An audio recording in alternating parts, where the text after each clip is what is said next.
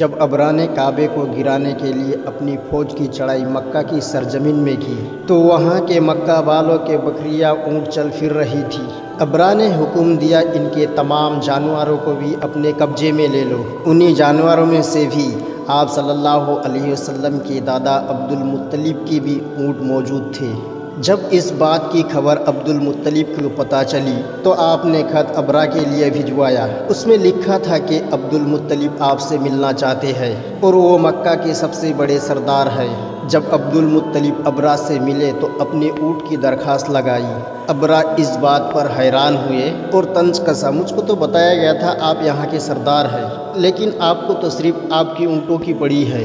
عبد المطلب نے کہا، میں صرف اونٹوں کی مالک ہوں، جبکہ اس گھر کا مالک اپنے گھر کا حفاظت کرنا بخوبی جانتا ہے، لہٰذا آپ صرف میری اونٹ کو واپس کر دو۔ اس کے بعد ابرا نے عبد المطلب کی اونٹ واپس کر دی، لیکن ابرا نے جب کعبے کو گرانے کے لیے اپنے لشکر کو آگے بڑھایا تو تمام کے لشکر وہیں کے وہیں تھم گیا اور سب سے بڑا ہاتھی جس پر ابرا بیٹھا تھا وہ ایک قدم بھی آگے بڑھ نہیں پایا اور تھک ہار کر وہیں پر بیٹھ گیا۔ اس کے بعد تمام مکہ والوں نے، تمام ابرا کے لشکروں نے دیکھا ایک سمندروں کی طرف سے بہت بڑا سیاہ رنگ کا ایک پرندہ کا لشکر آ رہا ہے۔ جب وہ پرندہ قریب آئے تو دیکھا ان کے پنجوں اور چونچ میں کنکریاں موجود تھے۔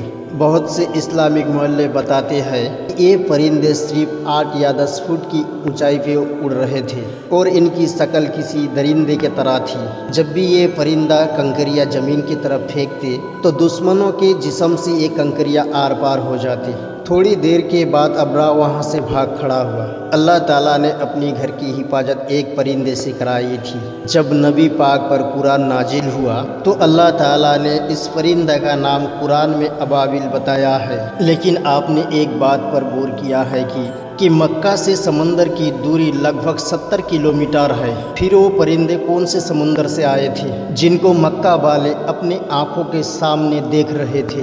اللہ اگر چاہے گا تو ایک جو چیٹی گھومتا ہے اپنے پیروں کے نیچے، جو پیروں سے کچل جاتا ہے، اس سے بھی اللہ تعالیٰ کام لے لیتا ہے۔ تو اللہ کی بڑائی کبھی بھی کم نہ کرے، کیونکہ اللہ تعالیٰ ہر چیز کا قادر ہے۔ اللہ تعالیٰ ایک چھوٹی سی پرندے ابابیل جس کا نام ہے، اللہ تعالیٰ قرآن کریم میں اس کے لیے ایک سورہ جاری کر دیا، الم تر کیف فعل ربک باصحاب الفیل۔ اس سورت میں اللہ تعالیٰ نے اس پرندے کا نام کا ذکر کیا جو نام ہے ابابیل۔ اللہ تعالیٰ اگر اس چھوٹی سی پرندے سے اتنے بڑے بڑے لشکروں کو ختم کر سکتا ہے تو اللہ تعالیٰ کیا کچھ نہیں کر سکتا ہے؟ کیونکہ پھر بھی ہم لوگ جانتے ہیں، سنتے ہیں، پھر بھی اس کے اوپر غور نہیں کرتے ہیں، اس کے اوپر عمل نہیں کرتے ہیں۔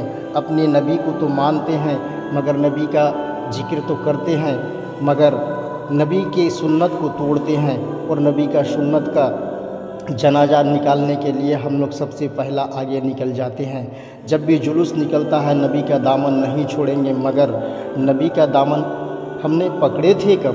تو اس لیے میرے پیارے عزیزو دوستو، اللہ تعالیٰ کے ذکر کرے اور جو نبی کا جو سنت ہے اس کے اوپر عمل کرنے کی کوشش کرے، کیونکہ ہمارے نبی پاک صلی اللہ علیہ وسلم جتنی بھی سنت طریقہ بتا کے گئے ہیں وہ برحق ہے، اس میں کوئی شک نہیں ہے، کیونکہ ہمارے نبی پاک صلی اللہ علیہ وسلم اپنے خواہش و خواہش کے لیے کبھی ایک بات بھی نہیں بتایا، جو اللہ کی طرف سے آیا ہے وہی وہ بتایا۔